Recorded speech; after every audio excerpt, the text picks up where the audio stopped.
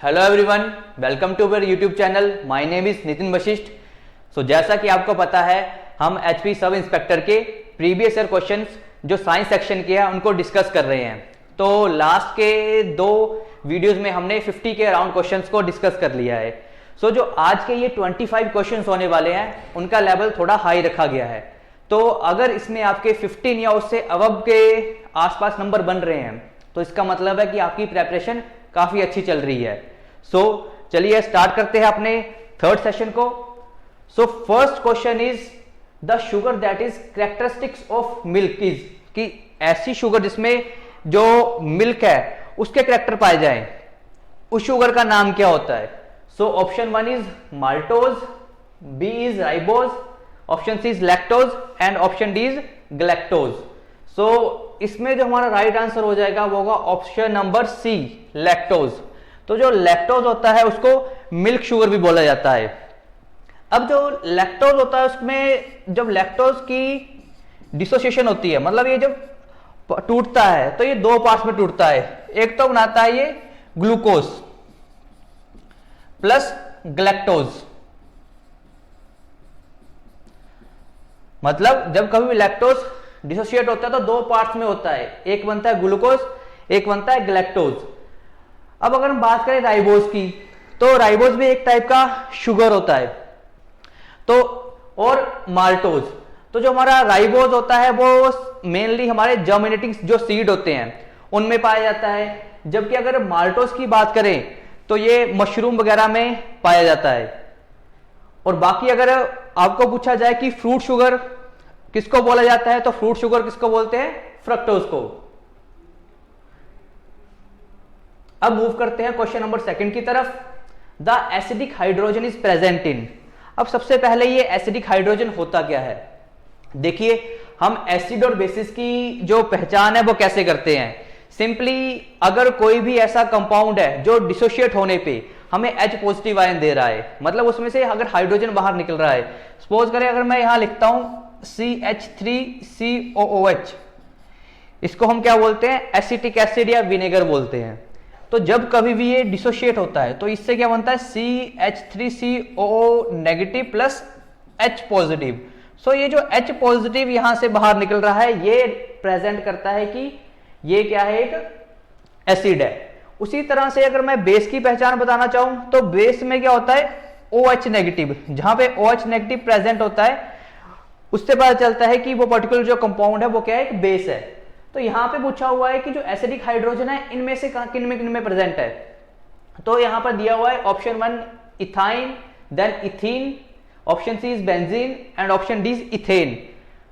तो आपको ethane, ethyne ये होते क्या है, मतलब ये कंपाउंड के इनको बोलते हैं सैचुरेटेड हाइड्रोकार्बन्स और अनसैचुरेटेड हाइड्रोकार्बन। इनकी दो कैटेगरीज होती हैं। अब सैचुरेटेड हाइड्रोकार्बन कौन से होते हैं और अनसैचुरेटेड कौन से होते हैं। पहले तो हाइड्रोकार्बन कौन से होते हैं, जो हाइड्रोजन और कार्बन से मिलकर बने होते हैं।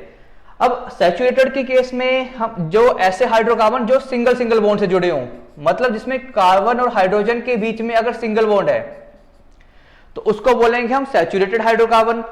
अगर कार्बन और हाइड्रोजन के बीच डबल और ट्रिपल बॉन्ड है, सपोज करो C डबल बॉन्ड C और यहां पे मैंने 2 H लगा दिया ऐसे, और हमेशा याद रखना कार्बन 4 बॉन्ड बनाता है। जो कार्बन है वो 4 शेयर करता है अपने आसपास के इलेक्ट्रॉन्स को। और अगर मैं बताऊं इसको बोलते हैं, जो सिंगल बॉन्ड को बोलते हैं हम एल्केन। जब कभी सिंगल बॉन्ड प्रेजेंट होता है उसको बोलते हैं एल्केन, डबल बॉन्ड वालों को बोलते हैं एल्कीन। और जब ट्रिपल बॉन्ड होता है C ट्रिपल बॉन्ड C, तो ट्रिपल बॉन्ड को हम क्या बोलते हैं, alkene. Single bond is alkane, double bond is alkene and triple bond is alkyne. तो इनमें से इथाइन पूछा हुआ है, तो इथाइन का फॉर्मूला क्या होगा, इथ मतलब होता है इसमें 2 कार्बन एटम होते हैं। इसका मतलब है कि इसमें आयन लगा हुआ है YNE, तो ट्रिपल बॉन्ड, और इसके वो पूरा करने के लिए उसके साथ एक हाइड्रोजन लगा देंगे। अगर मैं इथीन देखें तो इथीन में होगा डबल बॉन्ड, तो इसके आसपास 2 और हाइड्रोजन एटम लगेंगे। तो ये है इथीन का स्ट्रक्चर। अगर हम बात करें बेंजीन की, तो बेंजीन का फॉर्मूला क्या होता है, C6H6, मतलब जो बेंजीन में है उसका स्ट्रक्चर साइक्लिक स्ट्रक्चर होता है इस तरह से, और बीच में होते हैं ऑल्टरनेट डबल बॉन्ड्स, मतलब ये डबल बॉन्ड एक को छोड़ के यहाँ पे डबल बॉन्ड और यहाँ पे डबल बॉन्ड, और यहाँ पे क्या लगेंगे, हर एक पोजीशन पे एक हाइड्रोजन अटैच होगा। तो इसका फॉर्मूला होता है C6H6। और अगर इथेन की बात करें तो इथेन का क्या होगा, 2 कार्बन, उनके सभी के साथ सिंगल बॉन्ड हाइड्रोजन जुड़े होंगे।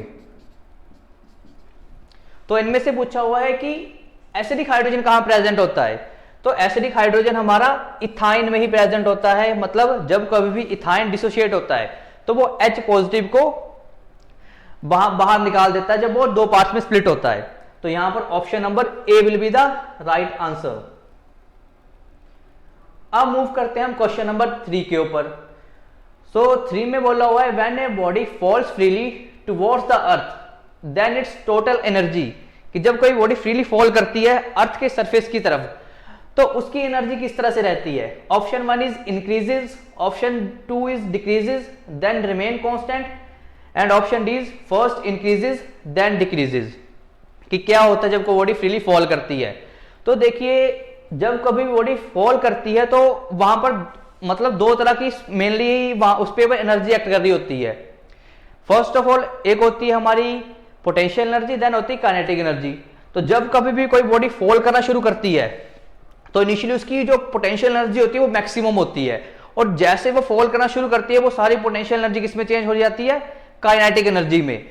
और जो potential energy plus kinetic energy, potential energy को हम P.E और काइनेटिक एनर्जी को Ke से डोनेट करते हैं, तो ये किसके इक्वल होता है, हमारा टोटल एनर्जी के इक्वल। तो इसका मतलब क्या है कि जितनी पोटेंशियल एनर्जी जो पार्टिकल था जब एक पर्टिकुलर पोजीशन पे था वो जब फॉल किया फ्रीली तो वो सारी किसमें चेंज होगी, काइनेटिक एनर्जी में। और जब वो पार्टिकल बिल्कुल अर्थ के सरफेस पे पहुंच जाएगा तो फिर से रेस्ट में आ जाएगा, तो वो काइनेटिक एनर्जी फिर से पोटेंशियल एनर्जी में चेंज हो जाएगी। तो इसका मतलब क्या है कि जब कभी भी बॉडी फ्रीली फॉल करती है तो उसकी टोटल एनर्जी क्या रहती है, कांस्टेंट रहती है, क्योंकि ये दोनों ही मिलकर टोटल एनर्जी बना रहे हैं। जितनी इससे एनर्जी कम हुई वो एनर्जी इसने गेन कर ली, जब इसकी एनर्जी कम होगी वो पोटेंशियल एनर्जी में चली जाएगी। तो इस तरह से हम बोल सकते हैं कि जब कभी बॉडी फ्रीली फॉल करती है तो वहां पे टोटल एनर्जी हमेशा क्या रहती है, कांस्टेंट। तो होप सो आपको ये क्वेश्चन समझ आ गया होगा। अब मूव करते हैं क्वेश्चन नंबर 4 के ऊपर। सो क्वेश्चन नंबर 4 में पूछा हुआ है कि the water stored in dams possesses, कि जो डैम्स में वाटर हम स्टोर करते हैं तो उसमें कौन से टाइप की एनर्जी होती है। So option number A is no energy, B is kinetic energy, C is electrical energy and D is potential energy. So देखिए मैंने अभी आपको बताया कि जो कभी भी कोई बॉडी रेस्ट के ऊपर होती है तो उसमें हमेशा पोटेंशियल एनर्जी होती है, और जब कभी बॉडी मोशन में होती है तो उसमें काइनेटिक एनर्जी होती है।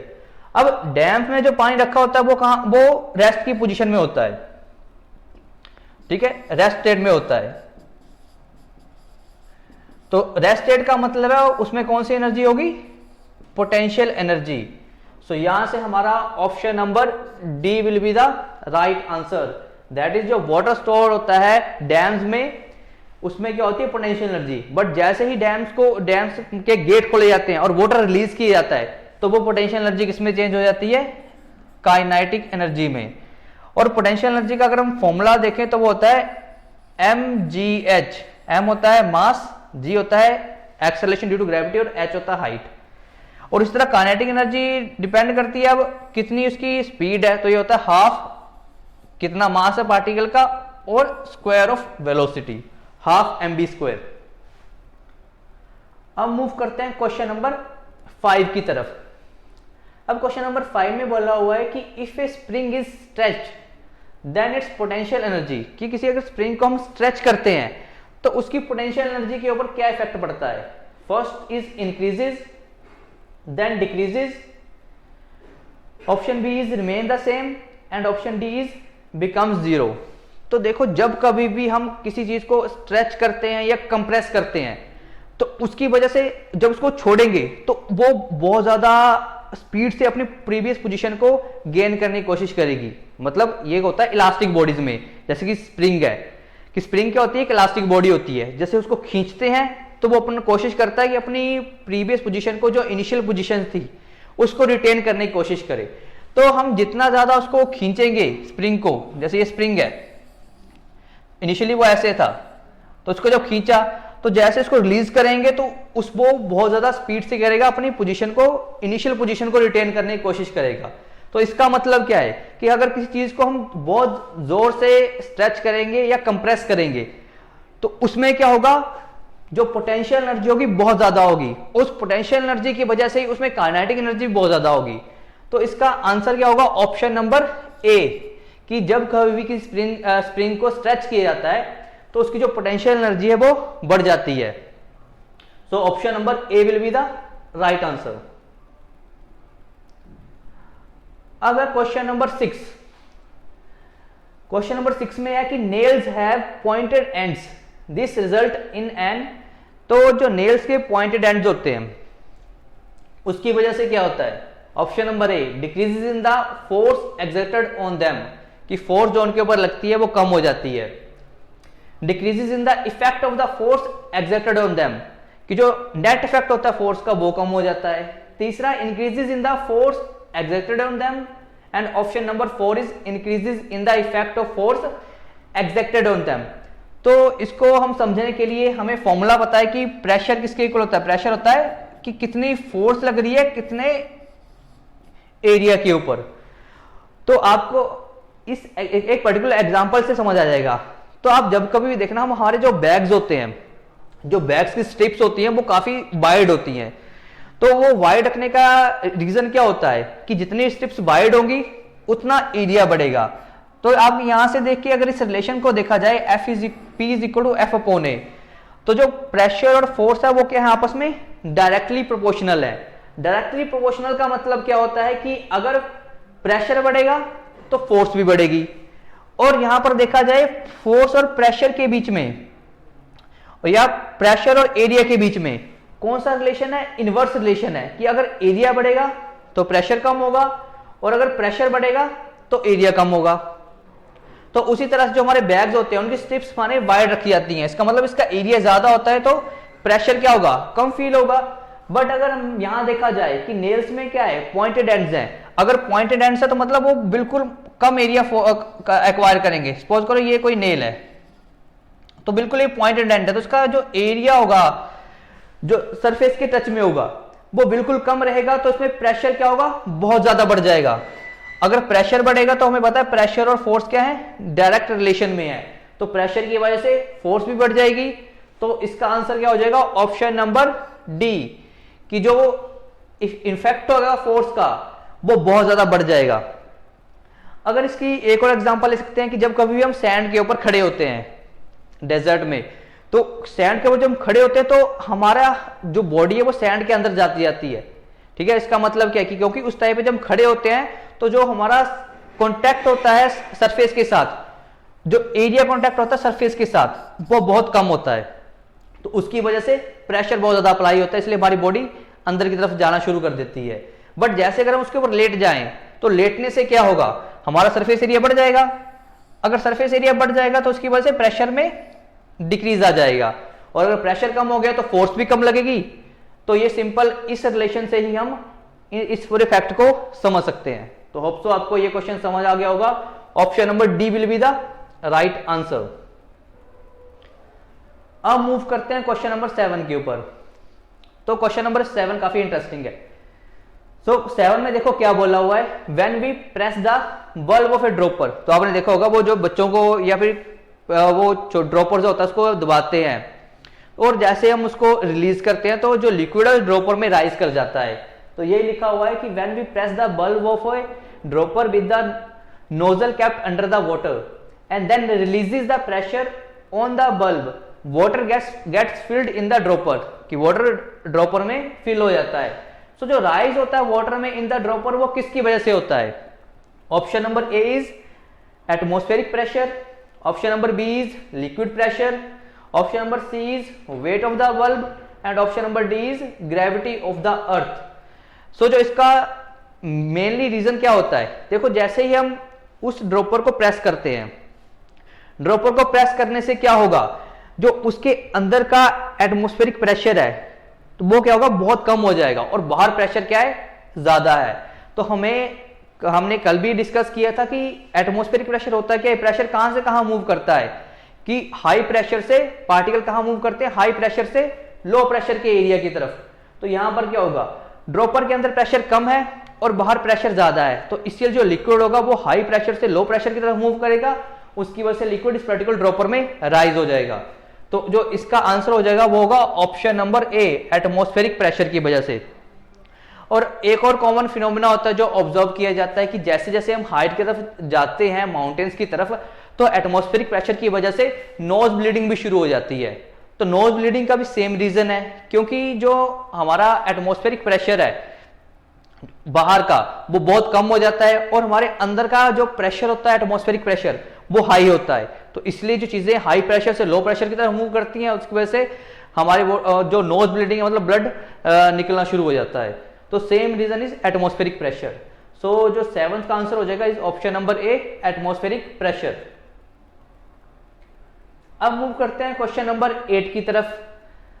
8 में बोला हुआ है the magnetic field inside a long straight solenoid carrying current is, कि जो सोलेनोइड के अंदर मैग्नेटिक फील्ड होती है वो उसका क्या इफेक्ट पड़ता है, किस तरह से वो बिहेव करती है, कि या वो जीरो होती है, option number A is zero, option number B is increases towards it ends, मतलब जब उसका एंड होता है तो वहां पे बढ़ती जाती है, और same at all the points and none of these. सबसे पहले आपको मैग्नेटिक फील्ड्स के बारे में पता होना चाहिए। तो देखो, एक जो कोई मैग्नेट होती है, मैग्नेटिक फील्ड का मतलब क्या होता है कि मैग्नेट में से कुछ नंबर ऑफ लाइंस निकलती हैं। इसका मतलब है कि मैग्नेट का कोई ना कोई, अगर इसको बोले नॉर्थ एंड साउथ, तो जो मैग्नेटिक फील्ड लाइंस होती हैं वो हमेशा नॉर्थ टू साउथ मूव करती हैं आउटसाइड द मैग्नेट, और इनसाइड द मैग्नेट वो हमेशा साउथ से नॉर्थ मूव करती हैं।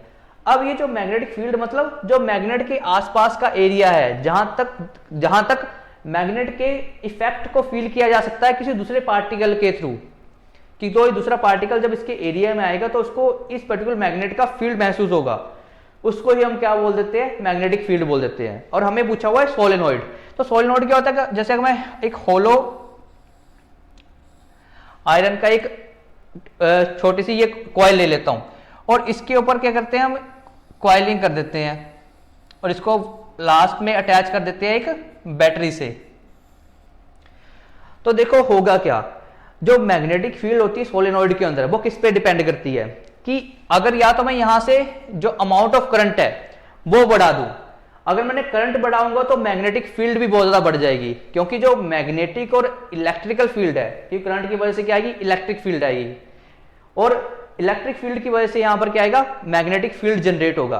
तो जो इलेक्ट्रिक और मैग्नेटिक फील्ड है वो हमेशा एक दूसरे के परपेंडिकुलर रहते हैं। अगर सपोज करो यहाँ पे इलेक्ट्रिकल फील्ड है तो इस डायरेक्शन में क्या होगी, मैग्नेटिक फील्ड होगी, और अगर इस डायरेक्शन में इलेक्ट्रिक फील्ड है तो यहां पे मैग्नेटिक फील्ड अप्लाई हो जाएगी।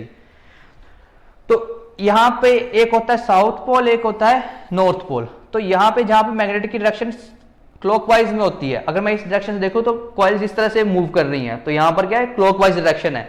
बट अगर मैं इस डायरेक्शन से देखना कोशिश करूं तो मेरे को क्या दिखेगा कि यहां पर जो कॉइल्स की डायरेक्शन वो क्या है, एंटी क्लॉकवाइज है। तो हमेशा याद रखना कि जो साउथ पोल है वहां पे जो कॉइल्स की डायरेक्शन होती है वो कैसी होती है, क्लॉकवाइज होती है। तो हमें पूछा हुआ है कि सोलेनोइड के अंदर की फील्ड कैसे रहती है। तो फील्ड मैंने बोला कि इफेक्ट दो तरीकों से हो सकती है, या तो हम करंट बढ़ा दें, या तो जो इसकी कॉइल्स है, ये नंबर ऑफ टर्न्स है ये कॉइल्स की, इनको इंक्रीज कर दे। इनको इंक्रीज करने से क्या होगा, जितनी ज्यादा नंबर ऑफ टर्न्स होंगी उतनी ज्यादा मैग्नेटिक फील्ड बढ़ जाती है। तो जो अंदर होता है, अंदर मैग्नेटिक फील्ड, ये जब अंदर से मैग्नेटिक फील्ड लाइंस जा रही हैं, तो अगर हमने ये दोनों चीजों को कांस्टेंट रखा हुआ है तो जो मैग्नेटिक फील्ड लाइंस रहेंगी इनसाइड द सोलेनोइड वो हमेशा क्या रहेंगी, यूनिफॉर्म। यूनिफॉर्म का मतलब है कि हर एक पॉइंट पे सेम रहेंगी। सो यहां से हमारा option number C, same at all points will be the right answer, that is option number C, कि जो मैग्नेटिक फील्ड रहती है इनसाइड ए लॉन्ग सोलेनोइड वो हर एक पॉइंट पे सेम रहती है अगर हमारा करंट यूनिफॉर्मली फ्लो हो रहा है। अगर ये चेंज होगा तो उसकी वजह से ये जो मैग्नेटिक फील्ड होगी वो भी चेंज होती रहेगी। So option number C will be the right answer. अब मूव करते हैं क्वेश्चन नंबर 9 की तरफ। क्वेश्चन नंबर 9 में पूछा हुआ है which magnets are use in the commercial motors, कि जो हमारी मोटर्स होती हैं उनमें हम कौन सी मैग्नेट्स का यूज करते हैं। So option number A is horseshoe magnet, option number B is electric magnet, option number C is bar magnet and option number D is none of these. So एक बार मैं आपको इनका structure बना के दिखाया। तो हॉर्स शू मैग्नेट का स्ट्रक्चर कुछ इस तरह से होता है, यहां पे नॉर्थ एंड साउथ पोल होते हैं, और बार मैग्नेट का स्ट्रक्चर कुछ इस तरह से होता है, north and south pole. But अब इसमें जो हम कमर्शियल मोटर्स में मैग्नेट्स का यूज करते हैं वो हम कौन सी मैग्नेट्स का यूज करते हैं, इलेक्ट्रिक मैग्नेट्स का यूज करते हैं। अब इलेक्ट्रिक मैग्नेट्स का यूज करने का रीजन क्या है, क्योंकि ये हमारी क्या होती है, इलेक्ट्रोमैग्नेट्स होती हैं। अब इलेक्ट्रोमैग्नेट्स किनको बोलते हैं, कि ऐसी मैग्नेट्स कि जिनको हम जितनी ज्यादा इलेक्ट्रिक फील्ड प्रोड्यूस करवाते जाएंगे, मतलब जितनी ज्यादा हम उनको करंट की सप्लाई देते जाएंगे उतना ज्यादा उनका मैग्नेटिक इफेक्ट बढ़ता जाएगा, उनको हम क्या बोलते हैं, इलेक्ट्रोमैग्नेट्स बोलते हैं। और इलेक्ट्रोमैग्नेट्स को हम क्या बोलते हैं, टेम्पररी मैग्नेट्स बोलते हैं, क्योंकि इनकी जैसे हम यहां से करंट की सप्लाई को बंद करेंगे तो ये नॉर्मल एक मेटल की तरह बिहेव करना शुरू कर देंगी। दूसरी होती है हमारी परमानेंट मैग्नेट्स, जिसमें जो मैग्नेटिक फील्ड है वो हमेशा कांस्टेंट रहती है, ना तो उसको हम कम कर सकते हैं ना तो हम ज्यादा कर सकते हैं। तो जैसे स्टील है, स्टील क्या होती है, अगर मैं स्टील में एक मैग्नेटिक फील्ड प्रोड्यूस करवाने की कोशिश करूंगा तो ये अपना मैग्नेटिज्म को लूज नहीं करेगा। तो इसलिए हम जो इलेक्ट्रोमैग्नेट्स बनाने के लिए सॉफ्ट आयरन का यूज करते हैं। किसका यूज करते हैं, सॉफ्ट आयरन का। तो सॉफ्ट आयरन को यूज करने का रीजन ये है कि इसमें से एक मैग्नेटिक फील्ड्स बहुत इजीली पास करती है और एक बहुत अच्छा इलेक्ट्रोमैग्नेट होता है। मतलब जितना ज्यादा हम करंट इसमें से प्रोड्यूस करवाते रहेंगे उतना ज्यादा ये इसका मैग्नेटिक फील्ड भी उतना ज्यादा बढ़ता जाएगा। तो इलेक्ट्रिक मैग्नेट्स में हम क्या यूज करते हैं, इलेक्ट्रोमैग्नेट्स को यूज करते हैं, जैसे कि सॉफ्ट आयरन हो गया। और इनकी मैग्नेटिक फील्ड को बढ़ा भी सकते हैं और कम भी कर सकते हैं, इसलिए एडवांटेज है एक इलेक्ट्रोमैग्नेट की एज कंपेयर टू एक परमानेंट मैग्नेट। और इनका मैग्नेटिज्म हम कम और ज्यादा भी कर सकते हैं। सो ऑप्शन नंबर हमारा बी हो जाएगा राइट आंसर, दैट इज जो इलेक्ट्रिकल मोटर्स होती हैं जो हम कमर्शियली यूज करते हैं उनमें हम क्या करते हैं, यूज इलेक्ट्रिक मैग्नेट्स का यूज करते हैं। अब मूव करते हैं हम क्वेश्चन नंबर 10 की तरफ। तो यहां पर यूनिट से रिलेटेड क्वेश्चन पूछा हुआ है कि अगर हम सीजीएस से एसआई में कन्वर्ट करते हैं, इस तरह से क्वेश्चन पूछे हुए हैं। तो यहां पर पूछा हुआ है कि how many gauss are in the 1 tesla. ये गॉस और टेस्ला यूनिट किसके होते हैं। तो जो पहले अगर टेस्ला आपने सुना भी होगा, एलन मस्क की कंपनी टेस्ला है, तो वो रिलेट किससे करती है टेस्ला। वैसे टेस्ला का मतलब होता है मैग्नेटिक फ्लक्स।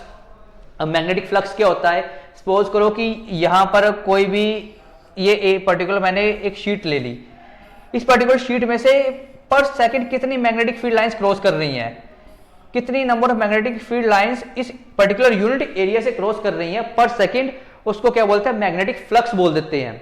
जितनी ज्यादा किसी पर्टिकुलर शीट से मैग्नेटिक फील्ड लाइंस क्रॉस करेंगी उतना ज्यादा उसका मैग्नेटिक फ्लक्स होगा। तो ये जो टेस्ला होता है ये यूनिट होते हैं मैग्नेटिक फ्लक्स के। टेस्ला एसआई यूनिट होता है और गॉस क्या होता है हमारा, सीजीएस यूनिट। तो सीजीएस में क्या आता है, सीजीएस का मतलब होता है ग्राम, सी का मतलब होता है सेंटीमीटर, जी मींस ग्राम और S means second, CGS system. But अब हम यूज करते हैं एसआई सिस्टम। मेनली एसआई को यूज किया जाता है क्योंकि ये स्टैंडर्ड सिस्टम होता है और ऑल ओवर द वर्ल्ड यही फॉलो किया जाता है, ताकि जो ट्रेड वगैरह है, ठीक है, वेट एंड मेजर है, उनमें कोई दिक्कत ना हो सके। क्योंकि इनिशियली क्या होता था कि अगर हम अलग अलग सिस्टम ऑफ यूनिट्स होते थे अलग अलग कंट्रीज के, तो उसकी वजह से ट्रेड करने में बहुत ज्यादा दिक्कत आती थी। तो इसलिए उन्होंने एक सिंगल सिस्टम ऑफ यूनिट को एडॉप्ट किया जिसको बोला था एसआई सिस्टम ऑफ यूनिट। तो अब हम क्वेश्चन के ऊपर मूव करते हैं कि 1 गॉस को रिप्रेजेंट करते हैं कैपिटल जी से।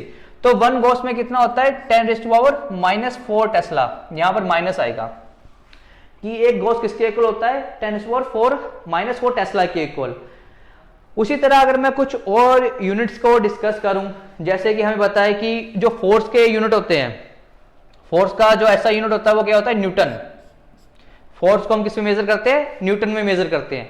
तो न्यूटन होता है एसआई सिस्टम में। तो अगर मैं बोलूं सीजीएस में जाना है तो 1 न्यूटन इज इक्वल टू 10⁵ डायन।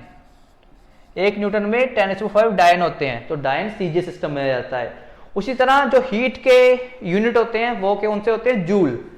तो जूल किस में है, एसआई सिस्टम में। अगर मैंने इसको सीजीएस में कन्वर्ट करना है तो 1 जूल में 10⁷ ऑग होते हैं, ERG। तो ऑग इसमें आ गया हमारा सीजीएस, जूल आ गया हमारा एसआई सिस्टम ऑफ यूनिट्स में। तो इस तरह से भी आपको थोड़ी बहुत इंफॉर्मेशन पता होनी चाहिए कन्वर्जन्स की, क्योंकि क्वेश्चन पूछे जा सकते हैं इनमें से भी। सो हमारा क्वेश्चन है how many gauges are in the 1 tesla. So इसका option number B will be the right answer, 10⁻⁴ tesla. और किसके यूनिट होते हैं ये? मैग्नेटिक फ्लक्स के। अब काफी इंटरेस्टिंग क्वेश्चन है, और अभी रिसेंटली जो भी पेपर हुए थे उनमें भी मिरर से रिलेटेड बहुत सारे क्वेश्चन पूछे गए हैं। सो मिरर से रिलेटेड क्वेश्चन तो बहुत ज्यादा चांसेस होते हैं कि 80 to 90% चांसेस होते हैं कि मिरर से कोई ना कोई क्वेश्चन पूछा जाएगा। या तो मिरर की एप्लीकेशन बेस्ड क्वेश्चन पूछे जाएंगे, या तो जो मिरर के कौन कौन से पार्ट्स होते हैं, या कहाँ पे हम ऑब्जेक्ट को रखे और इमेज कहाँ पे बने, उस तरह से क्वेश्चन पूछे जा सकते हैं। सो रीड करते हैं क्वेश्चन को। Question number 11, in case of spherical mirrors the focal length and radius of curvature are related as. तो सबसे पहले तो हमें पता होना चाहिए कि स्फेरिकल मिरर कौन से होते हैं। अब मिरर दो टाइप्स के होते हैं, एक होता है प्लेन मिरर और एक होता है स्फेरिकल मिरर। अब एक प्लेन मिरर की बात करें जो हम यूज करते हैं घरों में, वो क्या था? प्लेन मिरर होता है। तो प्लेन मिरर में होता क्या है? स्ट्रेट हमारी एक लॉन्ग मेटेलिक वो होती है, ग्लास की शीट होती है, उसका एक पार्ट क्या होता है? बिल्कुल हमने पॉलिश किया होता है, और यहां से जब रे फॉल करती है तो उसी मीडियम में बैक कर जाती है। मतलब ये रिफ्लेक्शन के फिनोमिना के ऊपर बेस्ड है। अगर मैं स्फेरिकल मिरर्स की बात करूं, दो तरह के होते हैं। एक होता है इस तरह का जिसका अंदर वाला सरफेस रिफ्लेक्टिंग होता है, और एक इस तरह का मिरर होता है जिसका जो आउटर मोस्ट सरफेस होता है ये रिफ्लेक्टिंग सरफेस होता है। अब हमें याद कौन सा रखेंगे कौन सा मिरर कौन सा है? इसको बोलते हैं हम कॉनकेव, फर्स्ट वाले को बोलते हैं कॉनकेव, और ये हमारा होता है कॉन्वेक्स मिरर। अब कॉनकेव को याद रखने का आप एक तरीका देख सकते हैं कि कॉनकेव में क्या होता है? केव जैसा बना हुआ है। केव की जैसे अगर केव के अंदर जाते हैं तो इस तरह से कुछ बना होता है कि अंदर की तरफ जाते हैं। तो कॉनकेव मतलब, अब इसको केव की फॉर्म में याद रख सकते हैं कि अंदर की तरफ जो सरफेस रिफ्लेक्टिंग होता है उसको क्या बोलते हैं? हम कॉनकेव मिरर बोल देते हैं। अब कॉनकेव मिरर के कोई पार्ट्स होते हैं। देखो ये जो मिरर का एक पार्ट होता है इसको क्या बोलते हैं? अपर्चर बोलते हैं, कि जहां से कितनी अमाउंट ऑफ लाइट रिफ्लेक्ट हो रही है।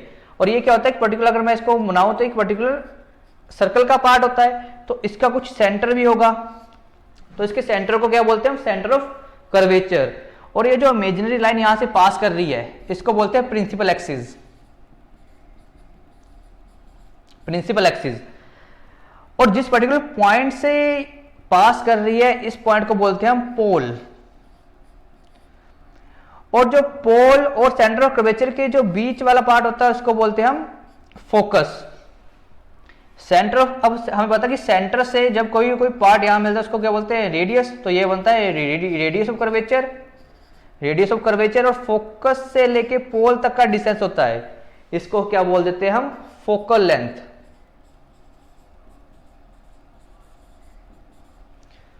तो होप सो आपको ये सारी टर्म्स क्लियर होंगी। सेंटर को बोलते हैं सेंटर कर्वेचर। सेंटर कर्वेचर से जो पोल का डिस्टेंस होता है उसको बोलते हैं radius of curvature.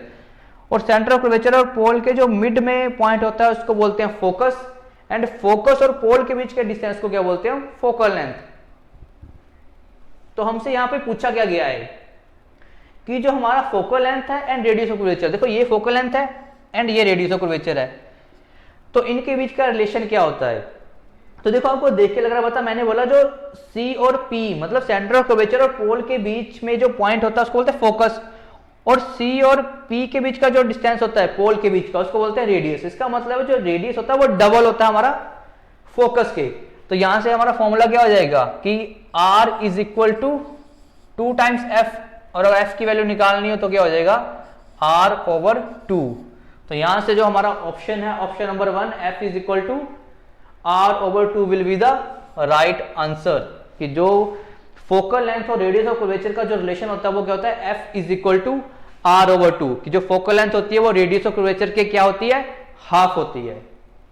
So option number A will be the right answer. अब मूव करते हैं क्वेश्चन नंबर 12 के ऊपर।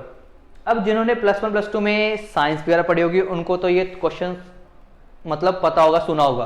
और जिन्होंने 10th के बाद चेंज कर लिया उनको ये क्वेश्चन के बारे में पता नहीं होगा। जैसे क्या बोला हुआ है, जो लेंज लॉ है is a consequence of law of conservation of, तो एक लेंज लॉ है, मतलब लेंज एक साइंटिस्ट का नाम है, उन्होंने एक लॉ दिया था, तो वो किसका कॉन्सिक्वेंस है, मतलब वो किसके ऊपर बेस्ड है। पहला ऑप्शन नंबर ए चार्ज के ऊपर, second option is mass, third option is momentum and fourth is energy. तो लेंज लॉ बोलता क्या है, तो लेंज लॉ क्या बोलता है कि जब किसी भी मटेरियल के अंदर जब इंड्यूस करंट जनरेट होता है तो वो उस करंट को अपोज करने की कोशिश करता है, मतलब उसको मिनिमाइज करने की कोशिश करता है, उसको बोलते हैं लेंज लॉ। तो बट ये इंड्यूस करंट आता कैसे है, तो अभी मैंने आपको मैग्नेट के केस में बताया कि जब कभी भी हमारी कहीं से जब मैग्नेटिक फील्ड जाएगी तो वहां पर उसके परपेंडिकुलर डायरेक्शन में हमेशा क्या होगा, इलेक्ट्रिकल फील्ड भी जनरेट हो जाएगी। तो जब इलेक्ट्रिकल फील्ड जनरेट होती है उस मैग्नेटिक फील्ड के इफेक्ट से, तो उसी को हम क्या बोलते हैं, इंड्यूस्ड करंट बोलते हैं। तो आपको होप सो ये इंड्यूस्ड करंट समझ आ गया होगा। सो लेंज लॉ में यही बोला है कि जो इंड्यूस्ड करंट प्रोड्यूस होता है किसी भी कॉइल में, उसको वो अपोज करने की कोशिश करता है। तो अगर मैं किसी चीज को अपोज करूंगा तो मेरे को क्या करना पड़ेगा, मेरे को खुद से उसके ऑपोजिट साइड पे एक फोर्स लगानी पड़ेगी। अगर करंट इंड्यूस हो रहा है तो मेरे को उसको कम करने के लिए उसके ऑपोजिट डायरेक्शन में फोर्स लगानी पड़ेगी। तो उसकी वजह से क्या होगा, यहां पे लॉ ऑफ कंजर्वेशन ऑफ जो एनर्जी है वो फॉलो हो जाएगा, क्योंकि कंजर्वेशन ऑफ एनर्जी क्या बोलता है कि जो एनर्जी है उसको हम एक फॉर्म से दूसरी फॉर्म में कन्वर्ट कर सकते हैं, बट उसको वो कभी डिस्ट्रॉय नहीं होती। एनर्जी को हम ना तो बना सकते हैं ना तो उसको डिस्ट्रॉय कर सकते हैं, बट उसको हम एक फॉर्म से दूसरी फॉर्म में कन्वर्ट कर सकते हैं। तो जो लेंज लॉ है वो भी यही करता है कि जब उसने इंड्यूस करंट हुआ तो उसको अपोज करने के लिए उसने ऑपोजिट करंट अप्लाई किया, तो वो कुछ ऑपोजिट करंट कहां से आया होगा, ऑपोजिट फोर्स लगा के आया होगा। तो वो कहां पे बेस्ड होता है, law of conservation of energy के ऊपर, that energy is neither created nor be destroyed, it can only be transferred from one form of energy to another form. So option number D will be the right answer, that जो Lenz law होता है वो किसका consequence होता है, law of conservation of energy का। अब move करते हैं क्वेश्चन नंबर 13 के ऊपर, ये भी मैग्नेट्स के ऊपर क्वेश्चन है। तो सबसे पहले आपको अगर टर्म्स क्लियर है ये, तो आप इसका आंसर इजीली दे पाओगे। सो क्वेश्चन नंबर 3 क्या है कि domain of formation is necessary feature of. अब ये डोमेन क्या होता है, देखो जब कभी भी करंट फ्लो हो रहा है या फिर जो मैग्नेटिक फील्ड इफेक्ट आ रहा है वो किसकी वजह से आता है, वो इलेक्ट्रॉन्स के मोशन की वजह से। तो किसी भी, अगर मैंने रोड की बात करता हूं तो अगर वहां पे इलेक्ट्रिकल फील्ड नहीं है तो सपोज करो यहां पे इलेक्ट्रॉन्स हैं, तो ये इलेक्ट्रॉन्स रैंडमली किसी भी पोजीशन में अरेंज होंगे, मतलब उनकी अलग अलग डायरेक्शन होगी, कोई इस डायरेक्शन में जा रहा है कोई इस डायरेक्शन में, मतलब ऐसे घूमते रहेंगे। बट जैसे ही मैंने इनको एक बैटरी से अटैच कर दिया तो ये क्या कर लेंगे, ये अपने आप को एक पर्टिकुलर डायरेक्शन में अलाइन कर लेंगे, सभी के सभी। जब सभी के सभी पर्टिकुलर डायरेक्शन में अलाइन कर लेंगे तो इनमें क्या आएगा, मैग्नेटिक फील्ड प्रोड्यूस हो जाएगी, क्योंकि इलेक्ट्रॉन क्या करेंगे, करंट प्रोड्यूस करेंगे। इलेक्ट्रॉन की वजह से क्या होता है, इलेक्ट्रिकल करंट फ्लो होता है, और इलेक्ट्रिकल करंट की वजह से क्या होती है, मैग्नेटिक फील्ड जनरेट होती है। तो यहां पर पूछा हुआ है कि जो डोमेन फॉर्मेशन है, तो इसी को बोलते हैं डोमेन फॉर्मेशन, कि जब कभी भी इलेक्ट्रॉन किसी पर्टिकुलर डायरेक्शन में मूव करना शुरू कर दे, एक पर्टिकुलर मूवमेंट, एक अलाइनमेंट हो जाए पर्टिकुलर डायरेक्शन में, उसको बोलते हैं डोमेन। तो बोले कि जो डोमेन फॉर्मेशन है वो किसका फीचर होता है, तो ऑप्शन दिया हुआ है डायमैग्नेटिक्स का फीचर होता है, पैरामैग्नेटिक्स में का फीचर होता है, फेरोमैग्नेटिक्स का फीचर होता है, या फिर ऑल ऑफ दीज। अब ये डायमैग्नेटिक, फेरोमैग्नेटिक और पैरामैग्नेटिक होते क्या हैं। अब देखो डायमैग्नेटिक मटेरियल ऐसे मटेरियल होते हैं जिसमें ये इलेक्ट्रॉन रैंडमली अरेंज होते हैं, ठीक है, चाहे आप उस पर इलेक्ट्रिकल फील्ड अप्लाई करो चाहे जितनी मर्जी कर दो, इनकी अलाइनमेंट को आप चेंज नहीं कर सकते। जैसे कि हमारा वुड हो गया, प्लास्टिक हो गया, ऐसी चीजें जो कि हमें इंसुलेटर की तरह एक्ट करती हैं, वो होते हैं डायमैग्नेटिक सब्सटेंसेज में। अब पैरामैग्नेटिक सब्सटेंसेज ऐसे होते हैं जिसमें थोड़ा बहुत मैग्नेटिक फील्ड फ्लो हो जाती है, जैसे कि हमारा गोल्ड हो गया, एल्यूमिनियम हो गया, कि जहां पे थोड़ा बहुत इनकी अलाइनमेंट एक पर्टिकुलर डायरेक्शन में होगी। सपोज करो कि कुछ इलेक्ट्रॉन जैसे 4 है वो इस डायरेक्शन में अलाइन है, और 2 इलेक्ट्रॉन है वो इस पर्टिकुलर डायरेक्शन में अलाइन है, तो ये दो तो आपस के इफेक्ट को खत्म कर देंगे। जो इसमें मैग्नेटिक फील्ड होगी वो इन 2 इलेक्ट्रॉन्स की वजह से होगी। तो इसलिए जो पैरामैग्नेटिक होते हैं वो क्या होते हैं, उनमें थोड़ी बहुत मैग्नेटिक फील्ड हम फील कर सकते हैं। और तीसरा होता है फेरोमैग्नेटिक सब्सटेंसेस। तो ये जो फेरोमैग्नेटिक सब्सटेंसेस है, इनकी एग्जांपल जो हमने डिस्कस करी अभी, कि इसमें इलेक्ट्रॉन्स क्या होते हैं, एक पर्टिकुलर डायरेक्शन में अलाइन हो जाते हैं, उसकी वजह से क्या होता है कि बहुत ज्यादा करंट फ्लो होता है। जैसे हम आयरन देखते हैं, कॉपर देखते हैं, कोबाल्ट देखते हैं। तो यहाँ पे जो फेरोमैग्नेटिक सब्सटेंसेस होते हैं उनमें जो डोमेन फॉर्मेशन होती है वो ही नेसेसरी फीचर है हमारा फेरोमैग्नेटिक सब्सटेंसेस का, जहां पे डोमेन बनेगी, मतलब जो हाईली क्या होंगे, इलेक्ट्रोमैग्नेटिक होंगे, जिसमें मैग्नेटिक इफेक्ट बहुत ज्यादा होगा, वो होंगे हमारे फेरोमैग्नेटिक। इसका मतलब डायमैग्नेटिक के ऊपर इफेक्ट कुछ नहीं पड़ता, इसमें थोड़ा बहुत इफेक्ट पड़ता है, इसमें बहुत ज्यादा इफेक्ट पड़ता है मैग्नेटिक फील्ड का।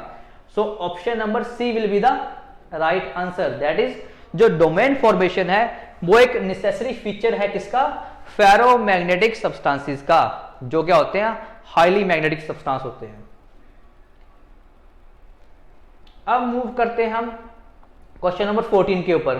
तो क्वेश्चन नंबर 14 में बोला हुआ है कि अगर हमें two bullets are fired simultaneously horizontally with different speeds, कि एक मूवमेंट के ऊपर ही छोड़ा बट उनकी स्पीड्स अलग अलग है, ठीक है, सेम जगह से उन्होंने उन बुलेट्स को छोड़ा, which bullet will hit the ground first.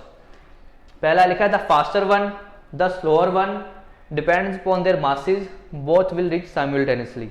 सो जो इसका ऑप्शन होगा द ऑप्शन नंबर डी, कि दोनों ही क्या करेंगी, एक साथ पहुंचेगी। देखो अगर दो बुलेट छोड़ी यहाँ से, वो सपोज करो इस पर्टिकुलर डायरेक्शन से, एक यहाँ पे मूव करके कुछ ऐसे पाथ फॉलो करेगी, सपोज करो दूसरी भी मूव करी, वो जो डिस्टेंस, क्योंकि स्पीड ज्यादा उसकी, तो वो ज्यादा पर्टिकुलर डायरेक्शन से पहुंच जाएगी और इस पर्टिकुलर डायरेक्शन से नीचे की तरफ मूव करेगी। बट जब नीचे की तरफ मूव करेंगी तो वहां पे इसको बोलते हैं हॉरिजॉन्टल फैक्टर, जब मूव करते हैं परपेंडिकुलर डायरेक्शन, पैरेलल डायरेक्शन में जब चीजें मूव करती हैं तो उसको बोलते हैं हॉरिजॉन्टल कंपोनेंट। और जब कभी भी नीचे और ऊपर की तरफ कोई चीज मूव करती है उसको बोलते हैं वर्टिकल कंपोनेंट। तो यहाँ पर दोनों का हॉरिजॉन्टल कंपोनेंट के बारे में ही डिस्कस किया हुआ है कि जब इसकी तरफ सीधा मूव करते हैं, वर्टिकल कंपोनेंट के बारे में कुछ नहीं बोला हुआ। तो जब कभी कोई चीज नीचे की तरफ मूव करती है तो उसमें कौन सा कंपोनेंट आता है, वर्टिकल कंपोनेंट। तो आपको बस यहाँ से इतना समझने की जरूरत है कि यहाँ पे वर्टिकल कंपोनेंट के बारे में कुछ नहीं बोला हुआ, कि जो ग्रेविटी की वजह से कि जब बॉडी नीचे की तरफ मूव करती है तो उसकी वजह से यहाँ पर जो ऑप्शन नंबर डी है कि जो दोनों बुलेट हैं वो ग्राउंड पे सेम टाइम पे पहुंचेगी, मतलब will reach the ground simultaneously. तो इसका ऑप्शन नंबर डी हमारा सही हो जाएगा। अगर हम किसी दो बुलेट्स को, अगर उनकी डिफरेंट स्पीड भी अलग है, अगर हम सेम टाइम पे फायर करते हैं तो दोनों ही जो ग्राउंड के ऊपर हैं वो साइमल्टेनियसली पहुंचेंगी। सो option number D will be the right answer. अब मूव करते हैं क्वेश्चन नंबर 15 के ऊपर। क्वेश्चन नंबर 15 भी बहुत अच्छा क्वेश्चन है। क्या बोला हुआ है इसमें, a passenger in a moving train tosses a coin which falls behind him, it means that motion of the train is. अब ट्रेन के बारे में पूछा हुआ है कि अगर मैं ट्रेन चल रही है उसमें मैं कॉइन को टॉस करता हूं, तो कॉइन को टॉस करने से क्या होगा कि वो कॉइन पीछे की तरफ गिर जाता है। अब देखो पीछे की तरफ गिरने का रीजन क्या होता है, अब देखो ट्रेन तो मूव कर रही है बट जैसे ही मैंने कॉइल को ऊपर की तरफ उछाला तो उसका जो ट्रेन के सरफेस से कांटेक्ट हट गया, तो जब वो ऊपर की तरफ उछला तो उसकी जो वेलोसिटी होगी वो कम हो जाएगी। उसकी वजह से क्या होगा, अब ट्रेन क्या है, ट्रेन का मोशन क्या होता है, एक्सेलरेटेड मोशन। तो यहां पर ऑप्शन नंबर ए तो हमारा सही हो जाएगा कि ट्रेन क्या है, ट्रेन में क्या होगी, एक्सेलरेशन होगी, उसकी वजह से जो सिक्का होगा वो पीछे की तरफ गिर जाएगा, क्योंकि जैसे वो एयर में आएगा उसकी वेलोसिटी क्या हो जाएगी, बहुत कम हो जाएगी और उसकी वजह से वो नीचे पीछे की तरफ गिर जाएगा। बट जो ट्रेन का मोशन होगा वो कैसा होगा, एक्सेलरेटेड होगा।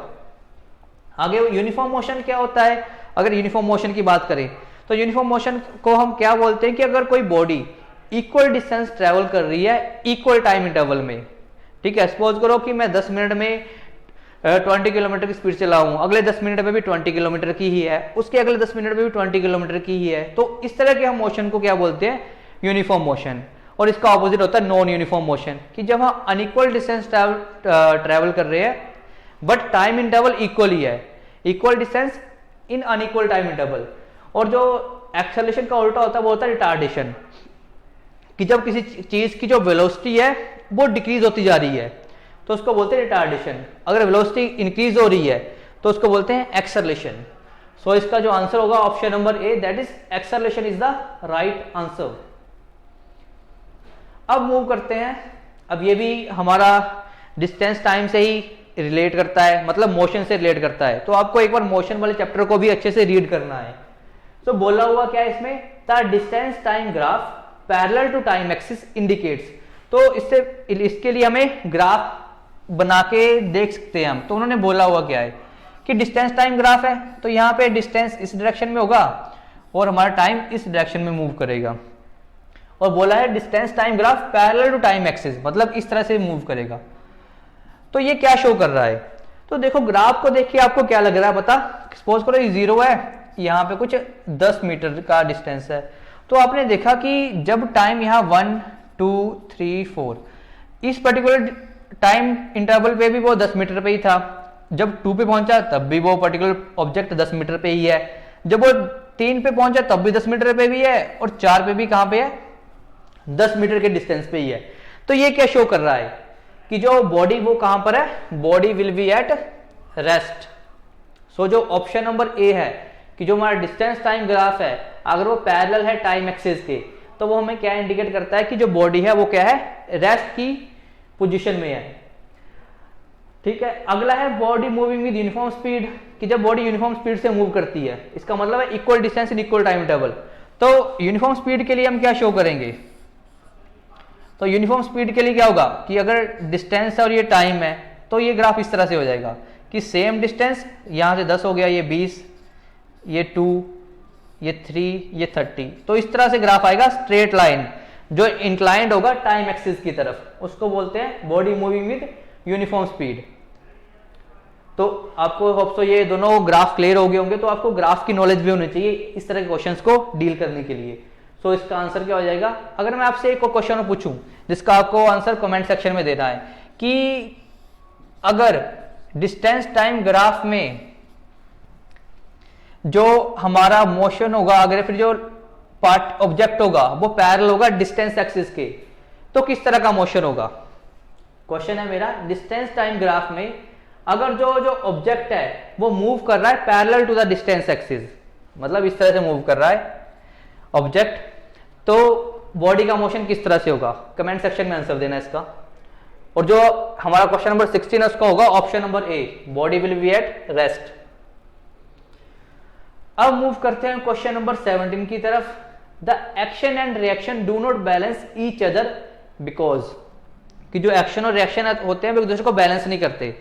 तो ये जो एक्शन और रिएक्शन का हमें पता कहां से चलता है, हमने न्यूटन के थर्ड लॉ में बोला हुआ है कि if every action there is equal and opposite reaction, कि जब हम कोई भी एक्शन फोर्स लगाते हैं तो इक्वल हमारे पास मतलब उसका मैग्नीट्यूड इक्वल होता है, जितना हम फोर्स लगाते हैं उतना ही फोर्स हम पे लगेगा, बट जो उसकी डायरेक्शन होगी वो क्या रहेगी, ऑपोजिट होगी। और ये जो एक्शन और रिएक्शन फोर्सेज होते हैं वो कभी भी एक बॉडी के ऊपर नहीं लगते, वो दो बॉडीज के ऊपर लगते हैं। और हमेशा ये जो फोर्सेज होती है वो पेयर में लगती हैं। जब कभी भी हम एक्शन फोर्स लगाएंगे तो रिएक्शन फोर्स लगेगी ही लगेगी। ठीक है, तो मैंने क्या बोला, ये बॉडीज फोर्सेज हमेशा पेयर में लगती हैं और ये डिफरेंट बॉडीज के ऊपर लगती हैं। तो उन्होंने यही पूछा हुआ है कि जो एक्शन और रिएक्शन फोर्सेज हैं वो एक दूसरे को बैलेंस नहीं करती, क्योंकि acts on the same body. पहला ऑप्शन तो गलत हो गया, जैसे हमने बोला कि एक्शन और रिएक्शन क्या करती हैं, दो अलग अलग बॉडीज के ऊपर एक्ट करती हैं। दूसरा है do not act on the same body, ये ऑप्शन सही हो जाएगा। तीसरा are in the opposite direction, ठीक है, एक्शन और रिएक्शन तो ऑपोजिट डायरेक्शन में होते ही हैं। तो आर अनइक्वल, नहीं अनइक्वल तो नहीं होते क्योंकि इनका मैग्नीट्यूड सेम रहता है, डायरेक्शन नहीं। बट यहाँ पर जो मोस्ट एप्लीकेट है कि वो एक दूसरे को बैलेंस नहीं करते, इसलिए क्योंकि वो सेम बॉडी के ऊपर नहीं लगते। अगर सेम बॉडी के ऊपर लगते तो बैलेंस कर देते, बट अलग अलग बॉडीज के ऊपर लगते हैं इसलिए एक दूसरे को बैलेंस नहीं करते। So option number D will be, option number B will be the right answer, that is do not act on the same body. अब मूव करते हैं क्वेश्चन नंबर 18 की तरफ। ये कलर से रिलेटेड क्वेश्चन है। तो और red flower when illuminated by green light appears, कि जब रेड फ्लावर के ऊपर हम ग्रीन लाइट को फॉल करवाते हैं तो हमें किस तरह से दिखता है। तो ये देखो कि आपने सुना होगा आरजीबी लाइट सुनी होगी बहुत ज्यादा, कि जो कभी भी जो कंप्यूटर वगैरह यूज करते हैं, कि जो दूसरे होते हैं गेमिंग लैपटॉप वगैरह होते हैं तो उनमें आरजीबी लाइट्स लगी होती हैं। तो ये आरजीबी क्या होते हैं, प्राइमरी कलर्स होते हैं। 3 कलर हमारे प्राइमरी कलर होते हैं, होता है रेड, ग्रीन एंड ब्लू। और इन्हीं की कॉम्बिनेशन से हम बाकी अदर कलर्स को बना सकते हैं। मतलब हमारे 3 कलर है जो नेचुरली हमें मिलते हैं, वो कौन से होते हैं? Red, green and blue. तो देखो जब कभी भी हमें कोई चीज दिखती है उसका मतलब क्या है कि सपोज करो कि जो मेरा स्वेटर है ये रेड कलर का है, अभी ये ऊपर वाला पोर्शन है जो, तो रेड कलर क्यों दिख रहा है मेरे को? क्योंकि जो लाइट इस पे फॉल करी तो बाकी जो सारी लाइट्स हैं वो इस पर्टिकुलर मटेरियल ने एब्जॉर्ब कर ली, और जो रिफ्लेक्ट करी वो कौन सी लाइट रिफ्लेक्ट करी? Red light. तो हमें वही चीज दिखती है जो रिफ्लेक्ट होके आती है, तो इसलिए हमें क्या दिख रहा है? यहाँ पे रेड कलर दिख रहा है। तो उन्होंने पूछा हो कि जो कभी रेड फ्लावर के ऊपर हम ग्रीन लाइट को पेयर करेंगे, तो देखो रेड और ग्रीन दोनों कौन से हमारे प्राइमरी कलर्स हैं। तो जब रेड हमें दिख रहा था इसका मतलब है कि उसने ब्लू और ग्रीन को एब्जॉर्ब कर लिया। अब अगर उसके ऊपर फिर से अगर हम ग्रीन लाइट को फॉल करवाएंगे तो ग्रीन लाइट को फिर से एब्जॉर्ब कर लेगा मटेरियल। तो इसका मतलब हमें चीज कैसे दिखेगी? तो option number is yellow, purple, black and green. तो इसका ऑप्शन नंबर होगा सी, दैट इज ब्लैक। जब कभी भी कोई चीज सारी लाइट्स को एब्जॉर्ब कर दे और कुछ भी चीजों को रिफ्लेक्ट ना करे, मतलब कोई भी रिफ्लेक्शन ना हो, तो वो हमें क्या दिखेगा? ब्लैक कलर में दिखेगा। तो इसका आंसर क्या हो जाएगा? Option number C, black. तो जब कभी रेड फ्लावर के ऊपर ग्रीन लाइट को हम फॉल करवाएंगे तो हमें क्या दिखेगा? ब्लैक कलर दिखेगा, क्योंकि वहां से कोई भी रिफ्लेक्शन नहीं हुई, एब्जॉर्प्शन नहीं हुई। इसलिए option number C will be the right answer, that is black. अब मूव करते हैं क्वेश्चन नंबर 19 के ऊपर। अब ये प्रेशर से रिलेटेड क्वेश्चन है। सो प्रेशर ऑन लिक्विड, जो कि मतलब जो लिक्विड के ऊपर प्रेशर होता है वो इंक्रीजेज विद द डेप्थ, कि डेप्थ बढ़ने के साथ प्रेशर बढ़ता जाता है। दूसरा है decreases with the depth. Third option is remain same with depth, and option number 4 is none of these. So देखो प्रेशर को अगर हमने फॉर्मूले से देखना होता तो इसका फॉर्मूला होता है रो, जी एंड एच। रो का मतलब होता है डेंसिटी, जी का मतलब होता है ग्रेविटी, और एच का मतलब होता है हाइट। तो जितना ज्यादा हम नीचे जाते जाते हैं लिक्विड में, तो जो लिक्विड का प्रेशर है वो इंक्रीज होता जाता है। तो आपने भी सुना होगा कि जो डैम्स होते हैं, जो डैम्स का जो बेस होता है उसको बहुत ज्यादा थिक बनाया जाता है। कि आप ऐसे बनाया जाता है कुछ ऐसे, अगर डैम ऐसे है तो वो जो बेस होगा वो इस तरह से बनाया जाएगा, ये सारा बेस होगा, मतलब ये काफी थिक होगा। तो थिक बनाने का रीजन क्या होता है कि जैसे जैसे हम हाइट मतलब डेप्थ में जाते जाते हैं तो जो लिक्विड का प्रेशर है वो बढ़ता जाता है डेप्थ के साथ। तो इसलिए डेप्थ में प्रेशर बढ़ेगा, तो इसलिए डेप्थ में बेस क्या होता है? काफी उसको वाइड रखा जाता है। तो इसका आंसर होगा प्रेशर ऑन लिक्विड जो डेप्थ के साथ क्या हो, इंक्रीज होता जाता है प्रेशर, कि जितना हम नीचे जाते हैं लिक्विड के अंदर उतना ज्यादा हमारा प्रेशर बढ़ता जाता है। तो आपने एक और क्वेश्चन सुना होगा कि जो डाइवर्स होते हैं, जो डीप सी में डाइव करते हैं, तो वो स्पेशल जो उनके पास स्विमिंग सूट होते हैं, तो वो क्यों डालते हैं? क्योंकि हमें पता है कि जैसे जैसे हम डीप जाते जाएंगे हमारे बॉडी के ऊपर प्रेशर बढ़ता जाएगा, ठीक है, हमारे ऊपर प्रेशर ज्यादा बढ़ेगा, हमारी बॉडी का प्रेशर कम होता जाएगा। तो उसकी वजह से उनको एक स्पेशल सूट बनाए जाते हैं ताकि उनके जो बॉडी का प्रेशर है वो 1 एटमॉस्फेयर ही रहे। तो वो रीजन होता है कि उनका बॉडी का प्रेशर कम ना हो। तो इसलिए जो डीप डाइवर्स होते हैं, डीप सी डाइवर्स होते हैं, वो स्पेशल सूट डाल के डाइव करते हैं, क्योंकि जो डेप्थ होती है उसके साथ प्रेशर क्या है? इंक्रीज होता जाता है। So option number A will be the right answer, that is pressure on the liquid increases with the depth. अब मूव करते हैं क्वेश्चन नंबर 20 के ऊपर। तो ये हमारा बोन से रिलेटेड क्वेश्चन है। तो इस क्वेश्चन में क्या बोला हुआ है? The thumb of humans move more freely than other finger. देखो थंब हमारा इजिली मूव कर पाता है और बाकी फिंगर्स जितना इजिली थंब मूव कर पाता है, फिंगर जितना इजिली मूव नहीं कर पाती। तो वो किसकी वजह से होता है?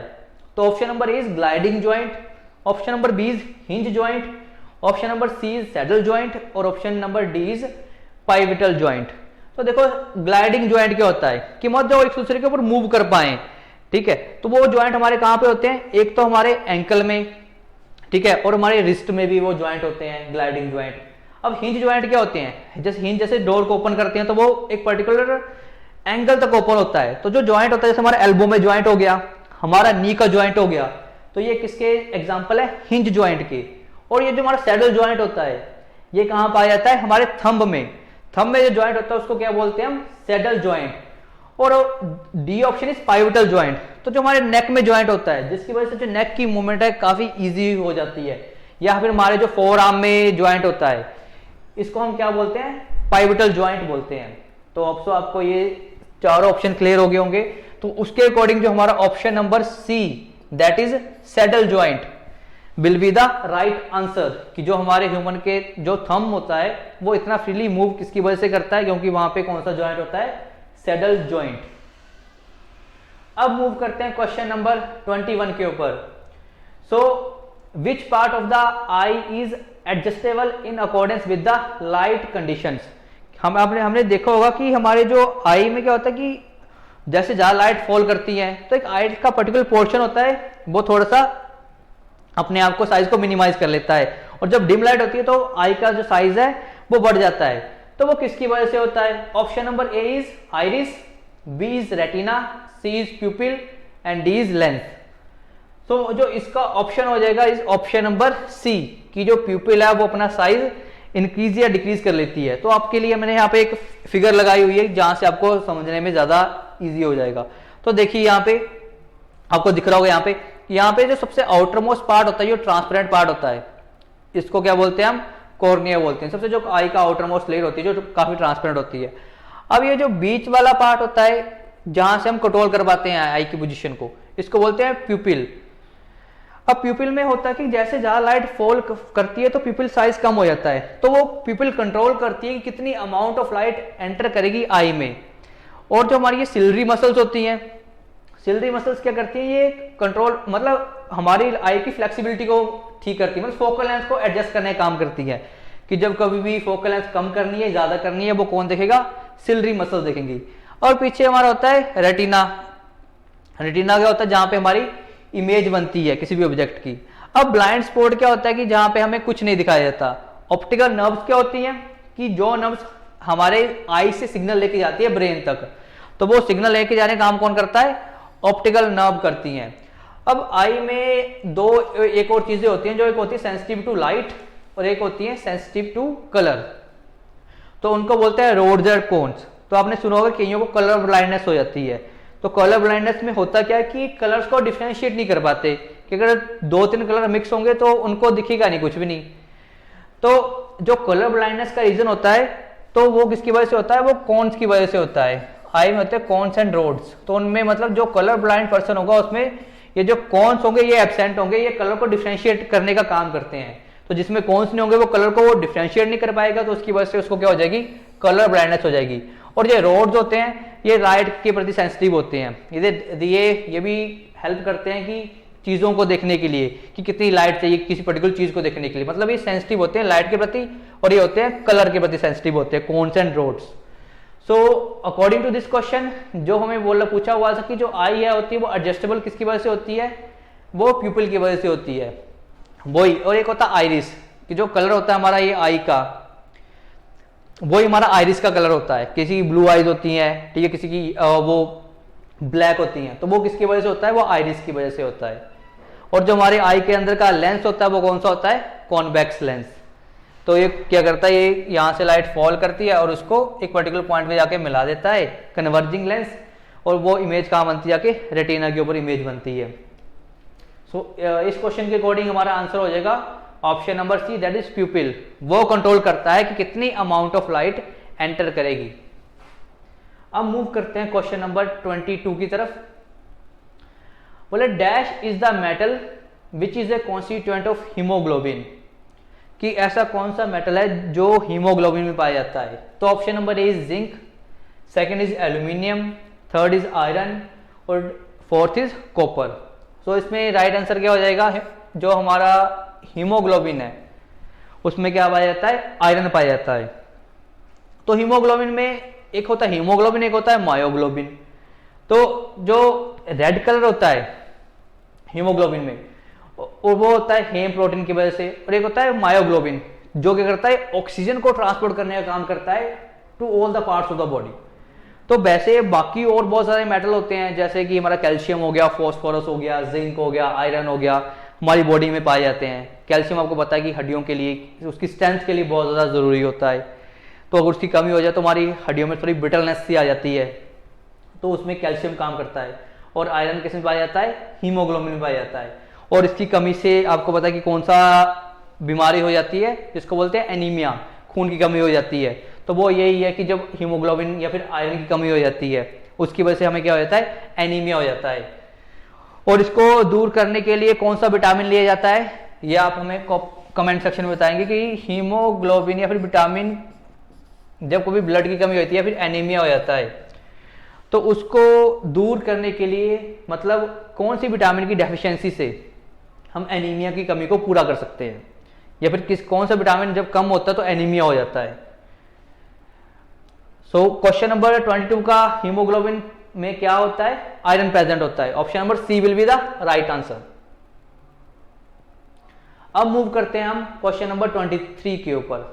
अब लिखा है द एंथर कंटेन्स, कि जो एंथर मतलब ये फ्लावर का पार्ट होता है, फ्लावर का जो मेल पार्ट होता है उसको क्या बोलते हैं, हम एंथर बोलते हैं। तो एंथर में क्या होते हैं, option number sepal, option number B is ovules, C is carpel और डी इज पोलन ग्रेन्स।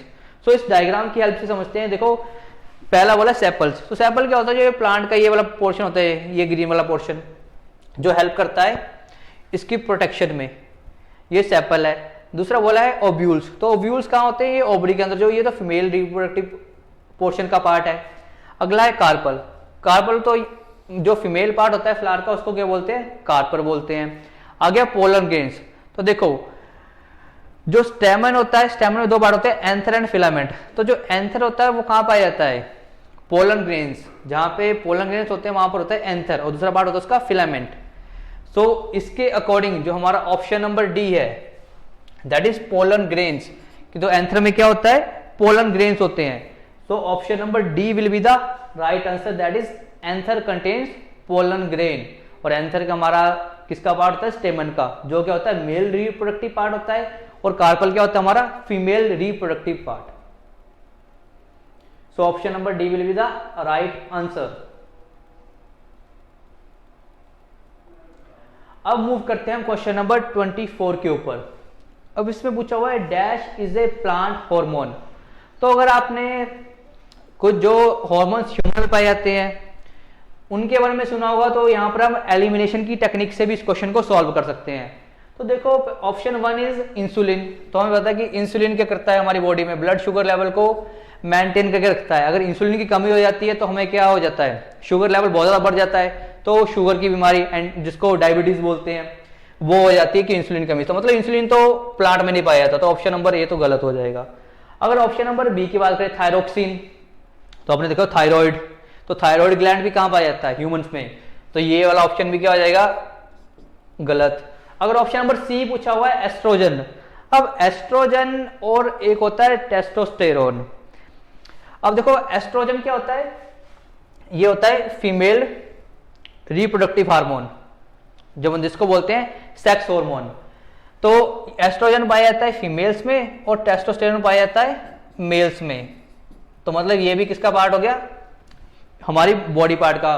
अगला हो गया साइटोकाइनिन, तो ये चौथा ही ऑप्शन बनता है कि जो प्लांट हार्मोन है इनमें से कौन सा है, तो option number D that is cytokinin will be the right answer. बाकी तीनों तो हमारे क्या थे, ये ह्यूमंस में पाए जाते हैं ये सारे hormones. So option number D will be the right answer. अब मूव करते हैं आज के लास्ट क्वेश्चन की तरफ, that is amoeba reproduces by, कि अमीबा कैसे खुद को रिप्रोड्यूस करता है। सो इसका ऑप्शन नंबर ए है binary fission, option number B is budding, C is fragmentation and D is sexually. तो देखो जो अमीबा होता है, अमीबा की कोई भी शेप अनसर्टेन शेप होती है, ठीक है, कोई भी इस तरह से ये अमीबा की शेप होती है। तो अमीबा जब कभी भी खुद को रिप्रोड्यूस करता है तो इसमें क्या होता है, सिंगल सेल ऑर्गेनिज्म होता है ये, तो इसको क्या बोलते हैं, यूनिसेक्सुअल ऑर्गेनिज्म भी बोलते हैं। तो ये सेक्सुअली तो रिप्रोड्यूस नहीं कर सकता, सेक्सुअली रिप्रोड्यूस करने के लिए उन्हें दो हमें चाहिए होते हैं मेल और फीमेल पार्ट्स, इसमें तो एक ही पार्ट है, तो ऑप्शन नंबर डी तो हमारा रॉन्ग हो जाएगा। तो अमीबा में देखो होता क्या है, इनिशियली क्या होगा, ये जो न्यूक्लियस है ये अपने आप को एलोंगेट करना शुरू कर देगा, मतलब ये कुछ इस तरह से बन जाएगा। फिर अगली स्टेज में क्या होगा, ये इस तरह से करता करता अपने आप को इस तरह से बीच में से डिवाइड करना शुरू करेगा, और लास्ट स्टेज में क्या होगा, ये खुद को अलग करके दो अपने जैसे सेम ऑर्गेनिजम्स को रिप्रोड्यूस कर देगा।